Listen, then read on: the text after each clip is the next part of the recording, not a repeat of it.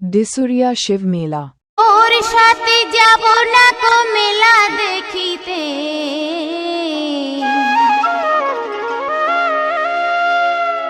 আরে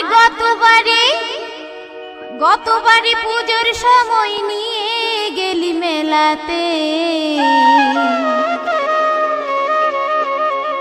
তেলে ভাজা পাপড় ভাজায় তুই দিলি না খেতে, তেলে ভাজা পাপড় ভাজায় তুই দিলি না খেতে।